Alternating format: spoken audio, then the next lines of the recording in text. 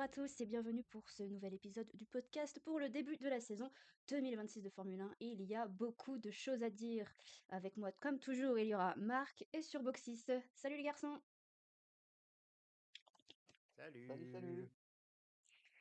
Alors aujourd'hui, au sommaire, on va balayer la nouvelle réglementation, ce qui va se passer à Miami, puisque vous n'êtes pas sans savoir que beaucoup de choses ont changé cette année. Puis on fera un tour d'horizon des écuries, des pilotes, des difficultés et des surprises de chacun, le rookie de l'année et nos Français. On fera un petit débrief de la performance des Français en ce début de saison. Puis nous irons voir ce qui se passe dans le calendrier pour les années à venir, ainsi que les écuries à venir.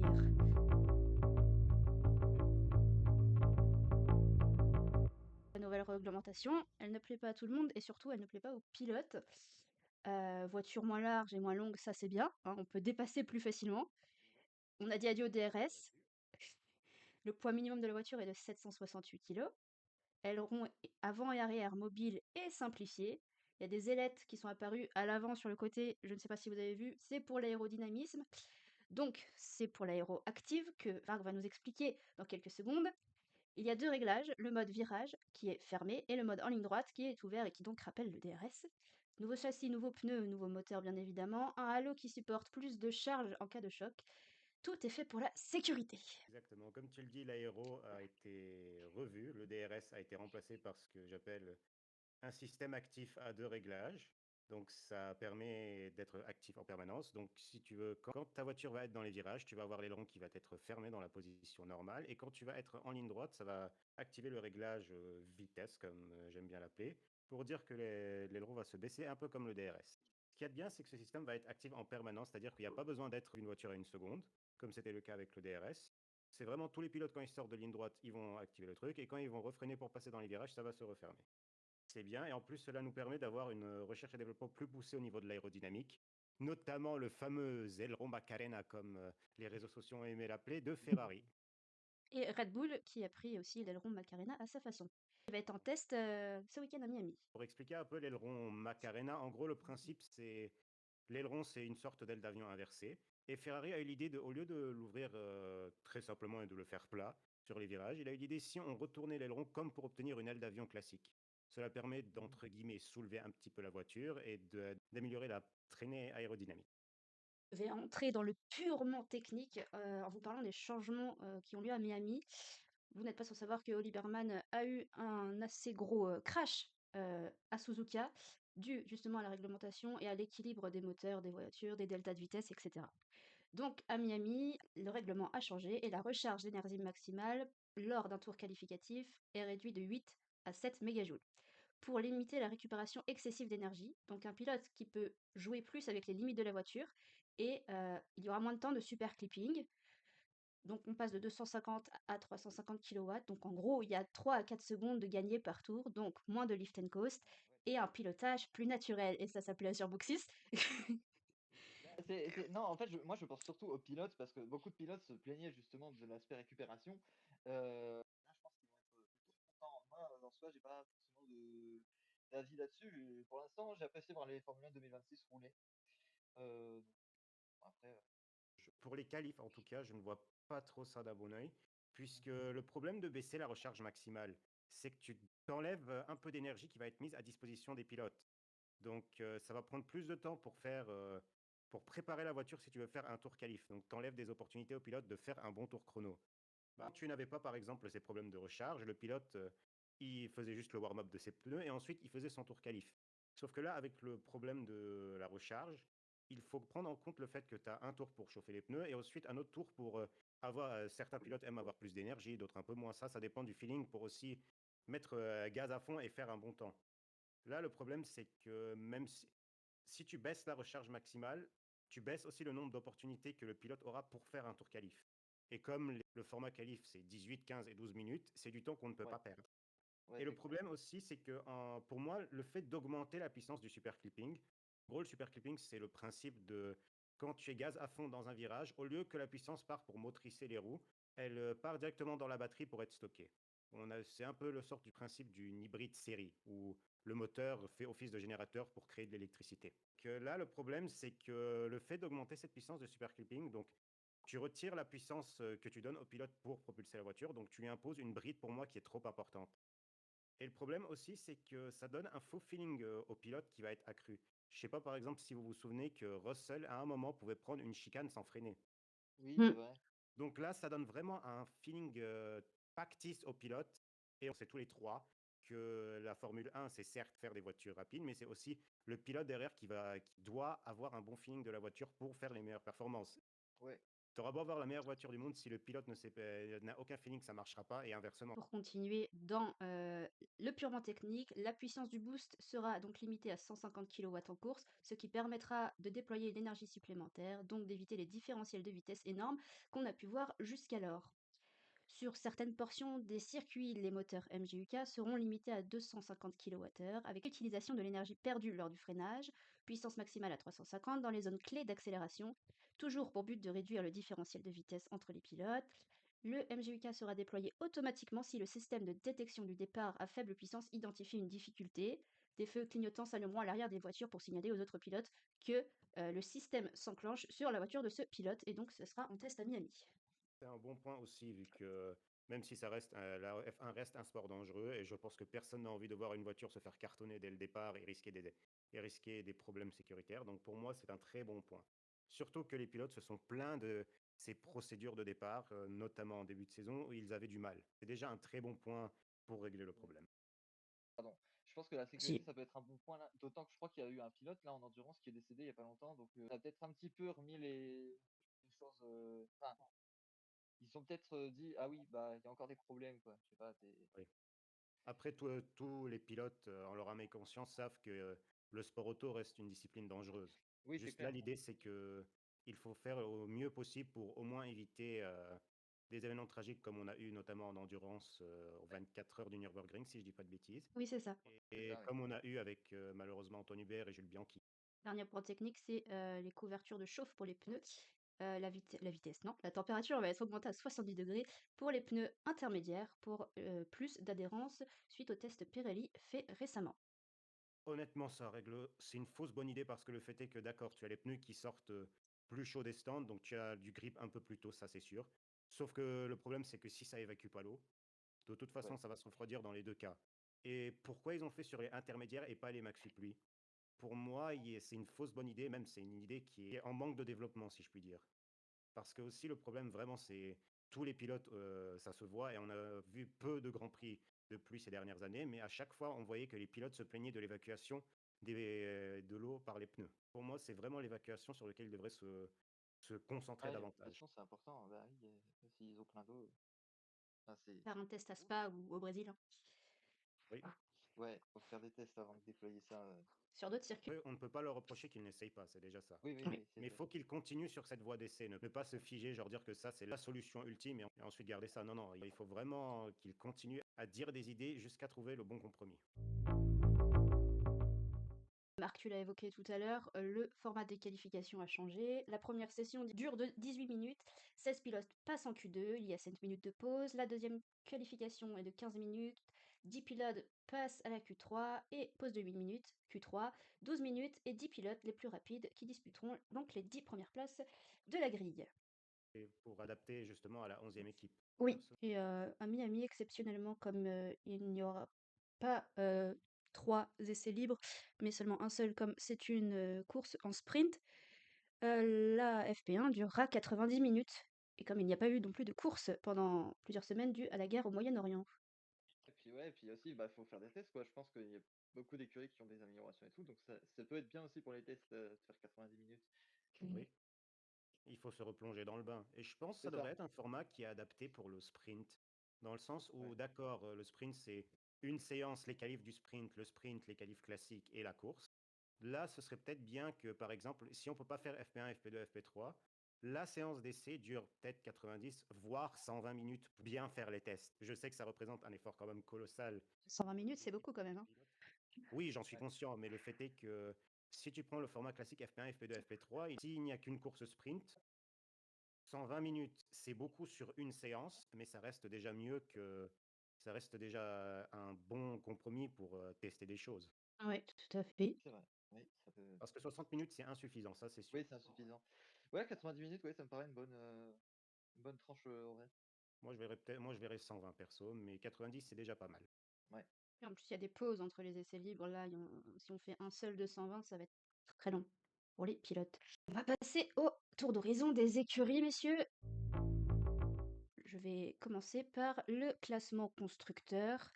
Donc, sans surprise, Mercedes est premier à 135 points, suivi de Ferrari à 90, McLaren 46, As 18, 5e Alpine avec 16 points, égalité avec Red Bull 16 points aussi, suivi de Racing Bull à 14 points, de Audi à 2 points, Williams 2 points aussi, et les deux écuries à 0 points sont Cadillac et Aston Martin. Alors, je me suis pas tenu au courant du classement, je ne pensais pas que Red Bull était aussi bas. Je suis surpris. Oui, Oui, moi aussi, ça m'a un petit peu surpris. Après, il ne faut pas oublier que Red Bull et Ford commencent leur histoire d'amour, si je puis dire, vu que Ford Oui, est devenu motoriste de Red Bull cette oui, oui. année, si je me souviens bien. oui, c'est ça. Donc pour moi, en 3 courses pour l'instant, Non, mais là, nous oui, sommes à un intervalle de trois- temps réduit, donc 3 courses, ça veut tout et rien dire. Donc moi, je serais mais pour là, leur laisser un petit peu de temps pour juger. ouais, de toute façon, là, ils ont un peu de mal et tout, mais on est qu'au début de la Oui, saison et tout, donc voilà. Mais tu vois, j'ai été surpris parce que je sais que McLaren, ils ont fait bah, une course et ils sont devant eux, donc c'est un peu- je pensais vraiment que Red Bull était troisième actuellement au championnat. après, McLaren, ils ont eu aussi des déboires, puisque si je me souviens Ouais, bien, il y a une voiture qui a abandonné, c'était en Chine. ouais, Ouais, tout ils ont comme, fait que un GP à deux, ouais. ouais, Oui, il y tout en a eu comme Red autant, parce que Bull. je crois qu'il y en a qui n'ont pas démarré. Mais Oui, Australie, ils l'ont pas fait. Chine, il y avait que Norris. Japon, je ne sais plus qui a Japon, il y avait les abordé. deux, si je me souviens bien. Japon, il y avait les deux, ouais. Je reprends mon petit carnet. Japon, il y avait les deux. Voilà, c'est ça. Mais McLaren a quand même pu se mettre en avant sur le peloton, notamment, si je me souviens bien, en Chine, où ils ont quand même. Non, c'était en Chine ou au Japon qu'ils ont fait deuxième? Japon, Norris a fini cinquième. Australie aussi, il a fini cinquième, Norris. Là, j'ai Japon, Oscar Piastri deuxième en résultat. Si, Oui, voilà, oui, c'est ça. voilà, oui, mais c'est moi, j'ai Oui, marqué de travers le nom. c'est bien ce que je me disais. Non, non, pas de souci. Donc McLaren a quand même Ouais, a remonter la pente par rapport à Red Bull, même si leur début ouais. de saison est aussi un petit peu compliqué, on ne va pas se le cacher. Mais pour moi, ça reste à surveiller. Même si Mercedes et Ferrari sont un peu en avant du peloton, McLaren et Red Bull restent encore à surveiller. Ça peut être des menaces. Oui, c'est clair. En plus, McLaren, ils arrivent, ils font direct un podium. J'ai envie de dire, Oui, voilà. voilà. C'était la résurrection du troisième GP. Mercedes, Ferrari, comme tu l'évoquais, Marc, qui sont les top teams de ces premiers GP de l'année, avec des duels en interne, puisqu'on a vu Hamilton et Leclerc se battre. Ton cœur a failli louper des battements. Ça loupé, ça c'est sûr. Et Mercedes aussi, ça commence à chauffer entre Russell et Antonelli, et Toto est monté au créneau pour dire, les gars, on se calme, ok? L'équipe avant tout. Donc, on réserve ces quatre pilotes cette année. En tout cas, ils ont l'air de contrôler la voiture. Et ça doit faire plaisir aux tifosi que tu es, Marc, de voir Ferrari remonter très haut. Ah, Ça c'est c'était un beau sûr. duel. C'était Oui, un ça c'est beau sûr. duel. Et Ferrari a encore des choses à travailler, ça c'est sûr. Ils ont encore beaucoup de points. Vu que même si Ferrari reste la deuxième force sur la grille, il ne faut pas oublier quand même que Mercedes a montré une dominance sur les Grands Prix, vu qu'ils finissaient les Grands Prix, si je me souviens bien, il y avait eu 15 secondes d'écart à un moment, je crois, en Ouais. Australie. Donc Mercedes reste en forme. Elle est revenue à son ère, entre guillemets, de dominance entre 2014 et 2020. Elle est certes un petit peu moins violente que cette ère-là, où il y avait 1 minute entre entre les deux premiers et le Oh, troisième, mais le fait est que Mercedes est en grande forme et il ne faudra pas les négliger. c'est Ferrari clair. a encore beaucoup de taf, même si, comme tu l'as dit, je suis quand même très satisfait de ce qu'il montre pour l'instant. Ils ont du taf, ce qui montre est satisfaisant, et je crois qu'ils savent sur quoi ils doivent travailler pour s'améliorer. Donc, j'ai envie de dire qu'il y a un moment. Et puis, on a vu les saisons précédentes que Ferrari, souvent, ils sont un peu en retrait en début de saison, et après, ils deviennent une vraie menace. Oui, ça c'est sûr. Oui. Peut-être C'est juste, qu'ils ont réussi à la direction à gérer leurs problèmes. ouais. L'hiver a été propice, ouais. Il faut qu'ils se réveillent rapidement, quoi. Parce que sinon, ça va faire comme en 2024. Ils vont avoir le potentiel d'être champions, mais ils vont pas l'être parce qu'il y aura plus assez de Grand Prix. Pas faux. Note aussi que c'est le meilleur début de saison d'Alpine depuis 2022 et de As depuis 2016. Et donc, c'est Oui, le elles meilleur sont début de saison de As. Quoi. Tu t'en souvenais plus, c'était en 2016. un temps J'ai pas lointain que compris. les moins de 20 ans ne peuvent pas connaître. Merci Marc Sardou. Aznavour. Aznavour, je confonds les deux toujours, excusez-moi. Donc, Ça va. on va passer aux 2 écuries qui sont le plus en difficulté, Williams et Aston Martin.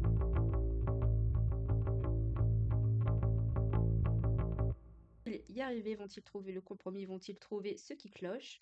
Il y a Stroll qui prend ça avec légèreté et qui dit qu'il s'amuse à faire son propre championnat avec Fernando. Mais Fernando, lui, il râle plutôt et il dit qu'il y a 50 km/h de différence dans les virages lents, que c'est insupportable. Newey a décidé de reprendre la partie technique, Dieu soit loué, mais du coup, il n'y a plus de team principal. Et du coup, Honda a su identifier les problèmes du moteur. Je crois qu'ils sont pas que sur le moteur les problèmes.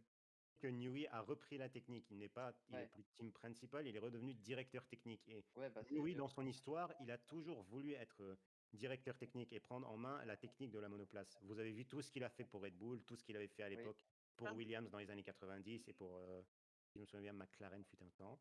Donc, je pense que vraiment remettre Newey dans la technique uniquement et ensuite ne pas avoir de team principal pour l'instant, je dirais que c'est pas si grave dans le sens où il faut vraiment faire en sorte que la voiture fonctionne et après on pourra remettre une hiérarchie, une direction. Mais il faut vraiment se concentrer sur la voiture parce que C'est sûr. sinon, ça sert à rien d'avoir un team principal si la voiture va aussi vite qu'une Twingo. Oui, C'est ça. Après, de toute façon, je pense que Newey, il parle, tu l'écoutes, hein, donc qu'il n'y ait pas de team principal en soi, bon. Oh, ça, c'est sûr. parce que le Japon était la seule course où Fernando Alonso a pu la finir, avec certes un temps incroyable de retard, mais ça on ne remarquera pas. Mais à Melbourne, ils ont fait 18 tours. En Chine, ils en ont fait un peu plus, mais ils n'ont pas fini. Je crois qu'Alonso a fait 35 tours. Voilà, donc c'était très, très compliqué ce début de saison aussi pour Aston Martin. Leur objectif n'était pas de viser quelques places que ce soit, juste de finir la course. Même avec 20 minutes de retard, voilà. On va partir du côté de Williams maintenant, où la voiture a un sérieux problème de poids et d'équilibrage. 20 kilos de trop, c'est énorme. Et Albon et son ingénieur ne s'entendent plus trop et ils essayent de faire passer des messages, que la voiture roule sur 3 roues, que c'est inconduisible, qu'il y a toujours des problèmes, qu'il n'arrive pas à bien gérer le bolide. Mais son ingénieur n'en a strictement rien à péter, si je puis me permettre l'expression. Et du coup, on sent bien que Albon, en ce moment, sur les 2 derniers, surtout GP, était très, très en deçà de ses capacités et commençait à vraiment s'énerver. Ouais, En même elle est compliquée, temps, Williams. en même temps, oui, vu ce qu'il s'est passé et vu aussi tous les problèmes qu'il y a, parce qu'il faut se rendre compte qu'une Formule 1, c'est foutre 1000 chevaux sur une Formule 1, c'est joli, mais si tu dois tracter 5 tonnes, ça marche pas. Et Ouais, vraiment, pour que les gens se rendent compte, 20 kilos de différentiel, c'est beaucoup à l'échelle d'une Formule 1, sachant elles font à peu près 760 kilos, comme tu l'as dit au début Ouais, du podcast. 768. Tu as une voiture qui ira mal du côté droit de la piste que du côté gauche. Ça donne un mauvais feeling au pilote, ce qui est, comme je le dis, très important. Il faut que le pilote soit aussi, entre guillemets, confortablement installé et qu'il soit en confiance avec la voiture, sinon il ne délivrera jamais les résultats. Et je pense que Williams va remonter la pente. Ce n'est pas la première fois qu'on voit que Williams a été dans une difficulté noire en début de saison. Même elle a été en difficulté noire pendant plusieurs années. Mais elle a su remontrer de beaux visages à certains moments. Donc je ouais, pense ouais. qu'il y a moyen de remonter la pente. Situation. De toute façon, il y avait beaucoup d'incertitudes autour de 2026 et tout. Bon, là, le surpoids, c'est parce qu'ils passaient pas les crash tests, donc c'est un peu bête. Ils faisaient les crash tests, le châssis il se pétait, donc ils ont dû consolider et ça a provoqué un surpoids. Le truc aussi qui est un peu, comment dire, pénalisant pour Williams, c'est que ça parlait du budget cap et le fait que même s'ils comprennent ce qui va pas sur la voiture, le temps d'avoir le droit de réutiliser des nouvelles pièces, il y a des grands prix qui vont passer. Donc même si là ils ont fabriqué des pièces, ils vont devoir attendre avant de pouvoir les installer. Ça pourrait être très compromettant. Ouais, Après, il faut voir comment la saison va se dérouler. Et peut-être, je pense qu'ils trouveront des solutions assez cost-effectives. Faudra voir. ouais, faut voir. Ça me fait penser que Norris risque, c'est dur à dire ça, hein, Norris risque une sanction parce qu'il a utilisé déjà 3 batteries sur les Grands Ah oui, Prix. c'est vrai. Ça va, ça va coûter cher et le risque est assez grand hein, puisque Norris est dans le top 5 et ça se bataille beaucoup et le premier virage est costaud et la gestion de batterie est très compliquée sur les McLaren Une sanction de pour le quoi? moment. Une sanction de Si plus? ça avait été du moteur à combustion, ils auraient juste pris 5 à 10 places de pénalité, je crois. C'est 5 à partir du moment où tu dépasses le Oui, moteur c'est à ça en combustion fait, et oui, 10 c'est ça. C'est mea culpa pour moi-même. C'est 5 places, oui. après, Oui. 5 places, si c'est McLaren, s'ils sont en forme, 5 places, c'est vite regagné, hein. Oui, bon, faut faire en sorte de pas les avoir, les Ouais, pénalités, mais ouais, je bah, pense que 5 places, au c'est vu pas des la deux mort boucs qui pour conduisent McLaren. la voiture, c'est pas la mort. Et toujours on reste chez McLaren puisque Giampiero Lambiase, l'ingénieur course de Max Verstappen, oui, va quitter Red Bull 2028 pour rejoindre McLaren et la Papaya Family. Du coup, ça fait poser des questions aussi sur l'avenir de Verstappen, puisqu'il avait dit il ne voulait bosser qu'avec Lambiase. Donc, Moi, je verrais ça, il y a 2 possibilités. Soit Max Verstappen va aller chez McLaren, ce dont je doute un peu vu que Piastri et Norris ouais, sont quand aussi. même bien ancrés dans Ouais. l'équipe, ce sont Ouais, des j'ai des points doutes majeurs. là-dessus, hein. Ouais. Soit Verstappen va carrément arrêter la Formule 1 et il l'a dit lui-même. Il avait dit qu'il pensait arrêter la Formule 1, notamment dû aux réglementations actuelles, et peut-être se concentrer sur d'autres sports auto. On l'a vu essayer du GT3, on l'a vu même, je crois, courir avec une écurie en endurance. Oui, Ouais, ouais, il a fait les 24 heures, là, je crois, il y a pas longtemps. Je Oui, crois, voilà, c'est pas là qu'il a été disqualifié d'ailleurs. Enfin, je sais plus, il y a un truc, sa propre écurie, il a couru et il a été disqualifié au final. Il avait gagné. je saurais dire. Bon, je n'ai pas suivi non plus l'endurance. Oui, je ne saurais dire. Donc voilà, donc si Lambiadze s'en va pour McLaren en 2028, dans ce cas, l'hypothèse la plus valable, ce serait que Max Verstappen quitte la Formule 1 pour se consacrer à d'autres courses dans le sport automobile, notamment l'endurance. Ah ouais, c'était au Nürburgring, ouais, qu'il a été disqualifié. Mais il Oui, avait ça me gagné dit quelque chose. à la base. Donc, visiblement, en endurance, il a pas à rougir non plus, hein. Oui, ça c'est sûr. Après, la conduite de Max reste la conduite de Max, j'ai envie de dire. Ouais, Exactement. bah ouais, c'est ça. Quand tu le vois passer de 20e à 6e au Grand Prix d'Australie, Ouais, ouais. Ça tombe bien qu'on parle du Grand Prix d'Australie parce que c'était le premier Grand Prix d'Avril Lindblad, le rookie de cette année.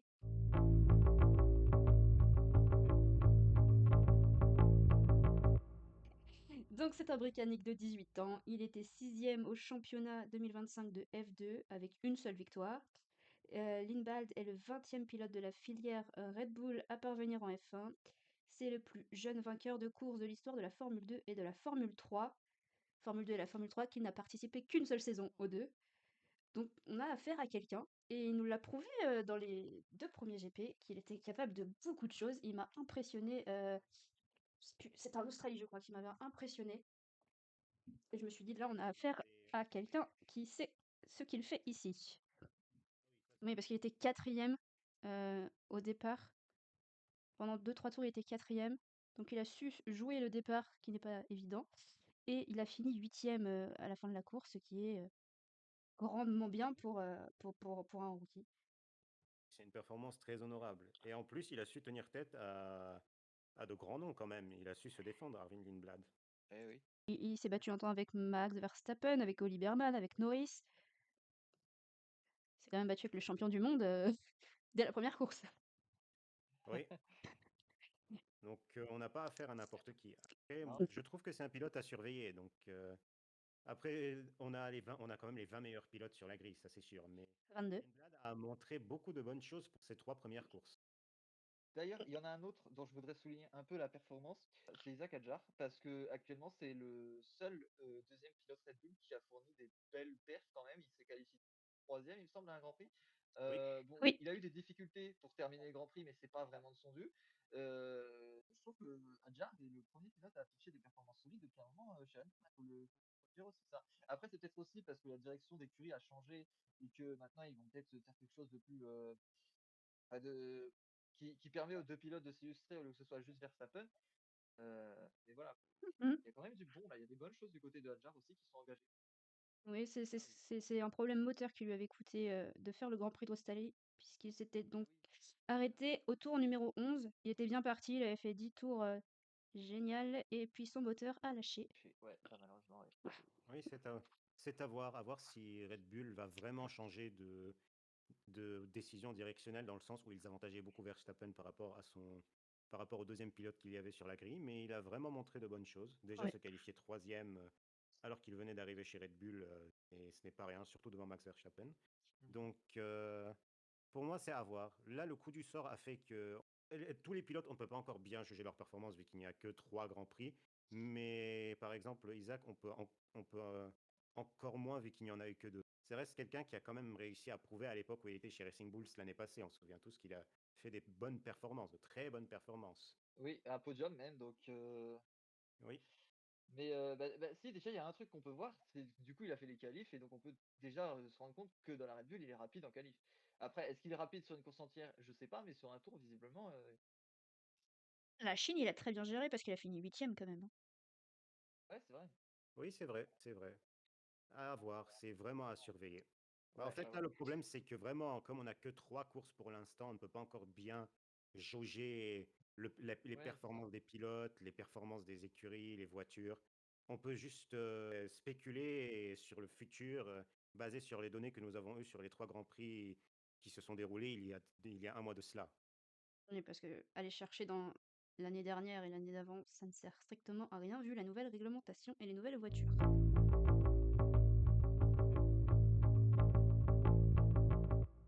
Et donc, puisqu'on est sur Isaac, on va passer à un autre Français qui revient des morts, Pierre Gasly. Il est dans le top 10 actuellement puisqu'il est 8e au classement des pilotes. Il nous a surpris dans les 3 Grands Prix. Il a terminé l'Australie 10e, la Chine 6e et le Japon 7e. On n'avait pas vu si haut depuis des millénaires, je dirais. Ouais, bah, ouais, pour une fois que Alpine est pas trop mal, il peut s'illustrer, hein. Mmh. De toute façon, ça a toujours été un bon pilote. Là, ce qui a changé, c'est que Alpine apparemment a clair de vraiment s'être fait une santé depuis qu'elle a arrêté de produire son moteur à Viry-Châtillon et a commencé à travailler avec la motorisation Mercedes. Et Gasly a montré de très bonnes performances, ça c'est vrai. Ça c'est indéniable. Donc C'est là vrai. aussi, ça reste à voir. Et même Colapinto, donc le coéquipier de Gasly, a, a montré des performances beaucoup plus solides qu'habituellement, hein, notamment en Chine, où il a fini 11e, donc tout près du top 10. Et au Japon aussi, il était pas loin du top 10, il me semble. J'ai pas noté. J'ai pas noté. J'arrive pas à comprendre les performances de ce pilote. Un coup, il est bon, un coup, il est moins bon. Enfin, quand on sait que qu'il a fait sensation en Formule 1 au tout début parce qu'il était arrivé chez Williams et il commençait à mettre des points, puis ensuite il a commencé à faire tout le temps des crashs, et maintenant il est un peu moyen chez Alpine, je sais pas quoi penser de ce pilote. Après, les attentes chez Williams et chez Alpine n'étaient C'est pas les mêmes, hein. Oui, donc c'est peut-être ça qui a changé aussi. Les attentes sont peut-être devenues plus importantes pour Alpine, notamment depuis qu'elle utilise le groupe motopropulseur Mercedes. ça c'est Peut-être probable. lui aussi, là, il se met beaucoup plus de pression au vu de ce changement. Ça, c'est une combinaison d'un peu tout, d'un peu entre guillemets tout et n'importe quoi. Ça peut être les attentes du constructeur, les attentes du pilote, la voiture en elle-même. Donc, c'est vraiment un mélange de tout. On peut pas pinpoint exactement l'élément déclencheur qui fait que des fois il est bon, des fois il est pas bon. Oui. Et notre dernier Français qui est aussi mi-figue, mi-raisin, c'est Esteban Ocon, qui est un peu à la traîne, même s'il est devant Colapinto au classement, il est 15e. Mais du coup, As et Komatsu lui mettent beaucoup de pression, alors que finalement les résultats sont pas si mal que ça. On est proche du top 10, on n'est pas dedans, mais on est proche.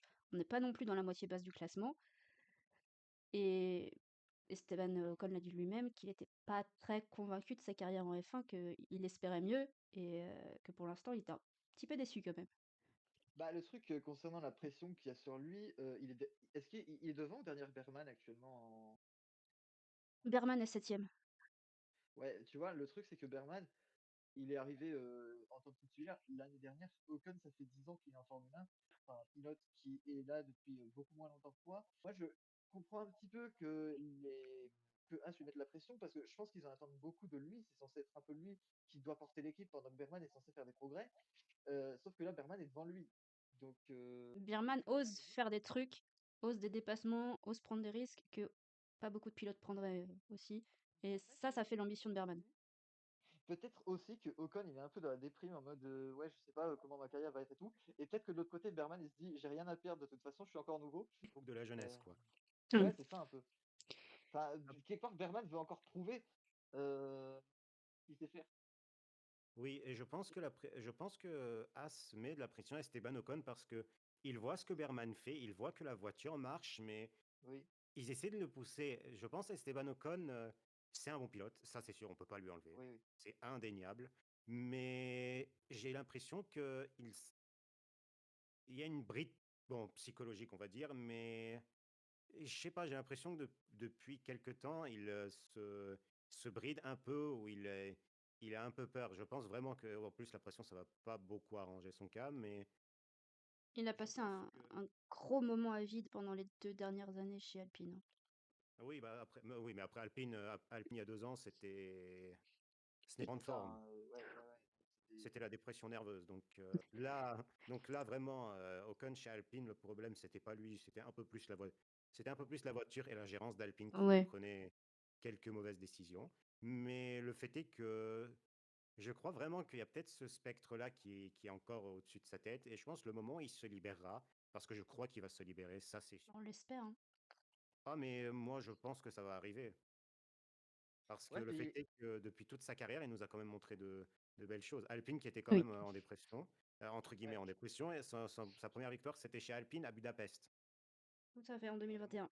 montré Oui et c'était en 2021, mais le fait est qu'il a quand même montré il montre quand même de bonnes performances. Donc il y a eu le pour moi podium vraiment aussi c'est en pardon. 2023, c'était à Monaco, je crois, non? Le podium, d'Ocon. Ocon a fait plusieurs podiums sans être, 1er, mais oui. Monaco, je Donc suis pas sûr, petit doute là-dessus. Mais pour moi, c'est vraiment, je pense, une question psychologique. Au moment où il, se débridera, ça va être beau parce que la Haas est performante et on le ouais, voit avec Oui. Berman qui ose. Je pense vraiment c'est juste une limite psychologique. Donc je pense vraiment le moment où la bride psychologique, partira, là, ça va être, quelque chose. ah si, c'était Ocon le podium à Monaco en 2023, hein, D'accord, je viens de d'accord. regarder, ouais. Autant pour nous. Oui. On va passer au classement des pilotes maintenant.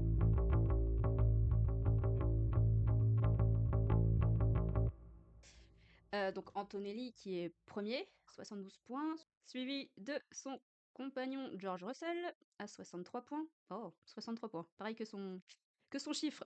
C'est drôle ça. Puis, notre 1er Ferrari, c'est Charles Leclerc, 3e à 49 points, Lewis Hamilton 41, 1re McLaren, Lando Norris 5e, suivi de son compagnon Oscar Piastri à 21 points, Oliver Berman est 7e à 17 points, Pierre Gasly 15 points, Max Verstappen 9e à 12 points. Ça fait très longtemps qu'on ne l'avait pas vu si bas, dis donc. 10e, Liam Lawson à 10 points, suivi d'Avril Lindblad à 4 points et d'Isaac Hadjar. Gabriel Bortoleto à 2 points, ainsi que Carlos Sainz. 15e, Esteban Ocon, ex aequo avec Franco Colapinto. Et maintenant, on passe à nos, entre guillemets, papis du paddock, puisqu'il s'agit de Nico Hülkenberg, pardon, Alex Albon, Valtteri Bottas, Sergio Perez, Fernando Alonso et Lance Stroll qui ont tous les 6 0 points. Bah, d'ailleurs, je suis assez étonné, que Hülkenberg n'ait pas de points, vu que Bortoleto a réussi à faire avec la voiture et vu à quel point il a été performant les années précédentes. Je tiens à rappeler qu'il a eu son premier podium l'année dernière. Heu, ouais, je sais pas, il a l'air un peu fébrile, Hülkenberg, en ce début de saison. Après, je me dis aussi que les vieux pilotes, des fois, ils ont un peu plus de mal à s'adapter. Heu, Les «vieux» entre guillemets, ils ont quand même en dessous de 50 oui, ans. Mais les pilotes, expérimentés, oui, ils ont plus la fougue que les rookies ou que les jeunes ont maintenant. Genre ouais, c'est ça. quand vous voyez les jeunes pilotes conduire, il faut quand même se rendre compte qu'eux prendront plus de risques par rapport aux pilotes âgés. Ils ont le physique, le mental par rapport aux anciens, Oui. qui ne sont pas envoyés en maison de retraite ou en EHPAD encore, ça c'est sûr, mais d'autres pilotes, il y a quand même une différence notable. Ouais, c'est clair. Et ce qui me rend perplexe encore pour l'instant, c'est la situation de Cadillac. Donc, vu que Cadillac, quand même, c'est une écurie qui vient d'être fondée. Perez nous a fait du Perez, hein. Pardon. Oui, ça reste quand même très brouillon. C'est à voir, vu que par rapport à, pour tout le monde, Audi, c'était Sauber l'année passée. Donc, il y avait quand même une base. C'est juste le nom Oui, qui a c'est ça. changé, vu qu'Audi est Mm. revenu. Mais là, Cadillac, c'est vraiment partir from scratch. Ouais, Donc, ils ont fait une feuille blanche, donc maintenant, il faut que ça se construise, hein. Ouais. oui. Donc là, pour l'instant, pour moi, ça va être cette année, une année vraiment. On met les choses en place. Oui, peut-être même la deuxième saison aussi. L'année prochaine, ça Ouais, va non, mais aussi être de ouais, la mise en place avant vraiment de commencer à construire dessus. je suis pas inquiet là pour Cadillac, hein. Faut juste que bah ils fassent leur popote, quoi. Faut les Oui, laisser travailler maintenant. Et on va finir ce podcast sur ce qui nous attend l'année prochaine. Alors, il va y avoir de la nouveauté. Encore, toujours.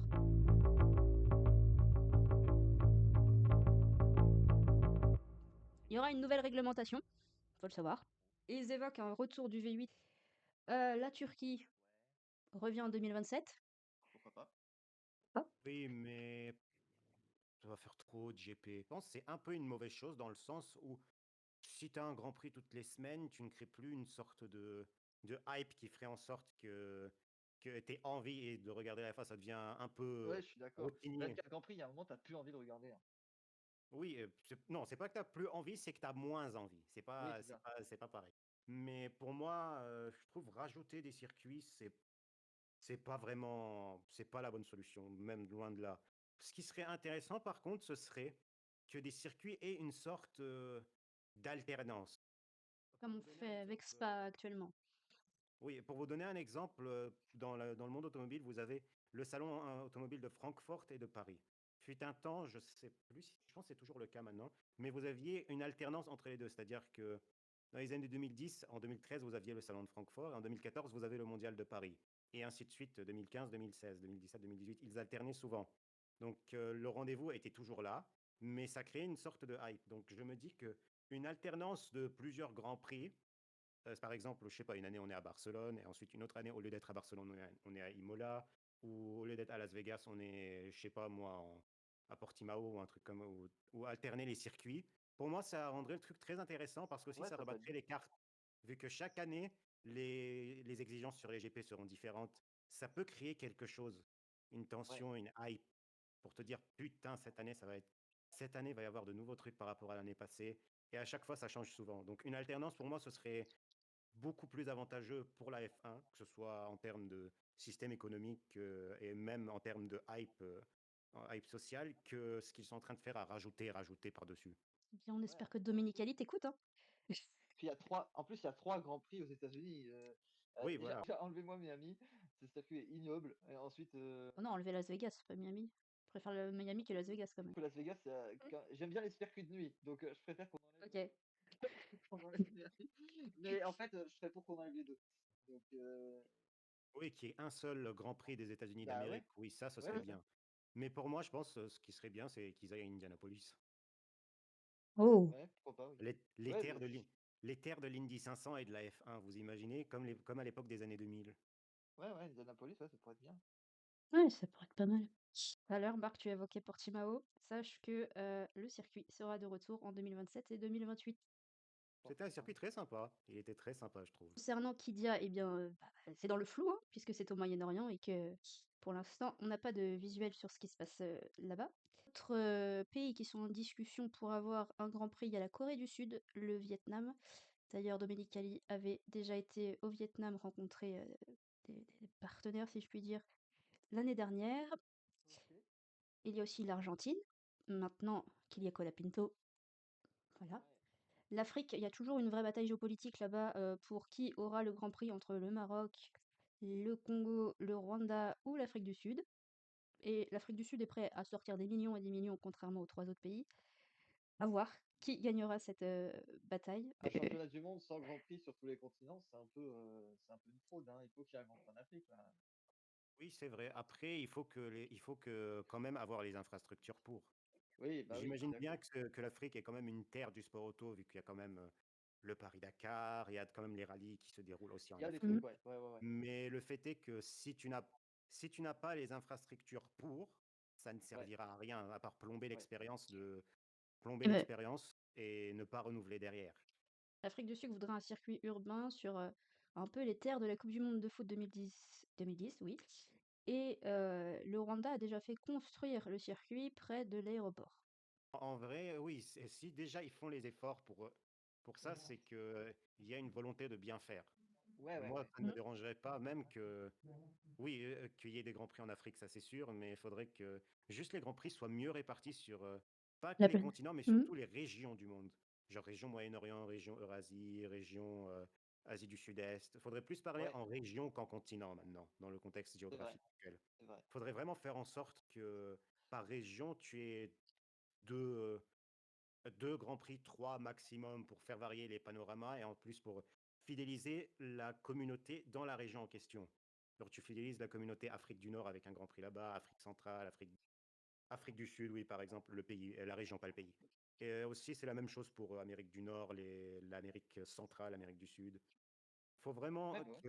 Faut vraiment diversifier, pas juste se concentrer sur un pays en question. Et c'est ce qu'ils essaient de faire.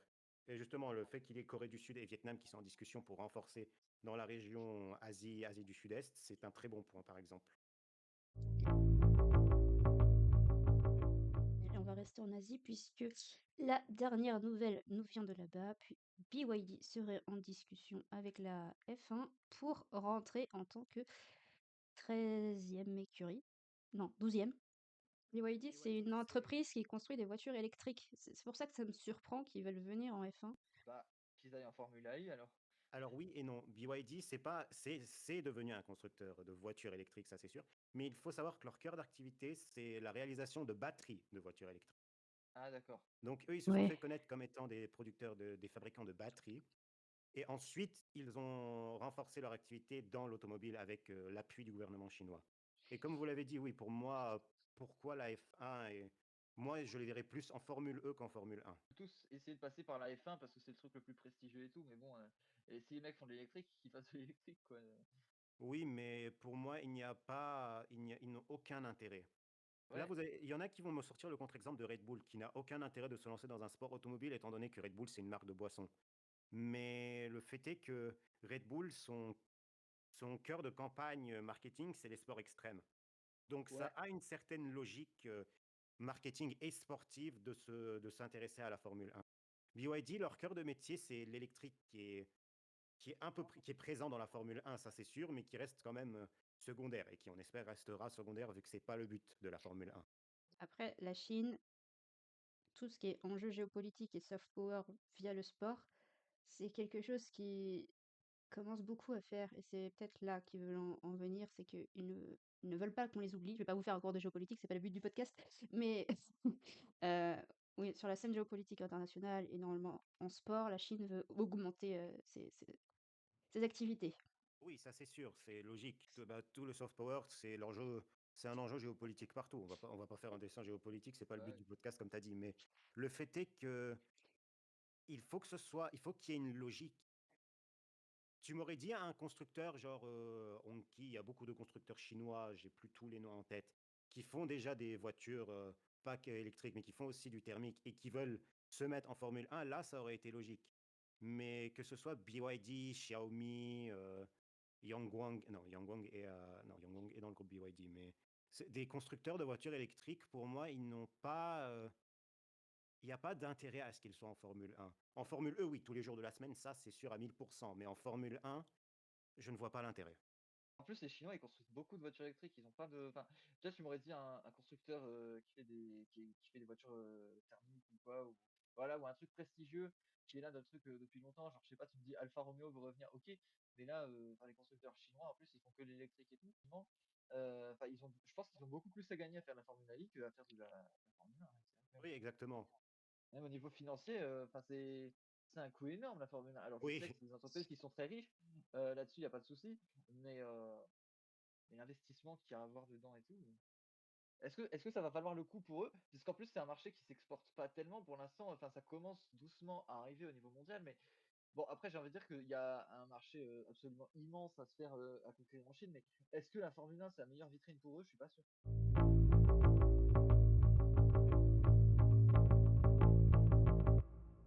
Bien sur ces mots, je crois que nous allons clore cet épisode du podcast. Merci à vous, c'est pour à toi pour vos l'invitation, Avec hein. plaisir. et on se retrouvera évidemment bientôt et évidemment, passez un bon GP de Miami ce week-end.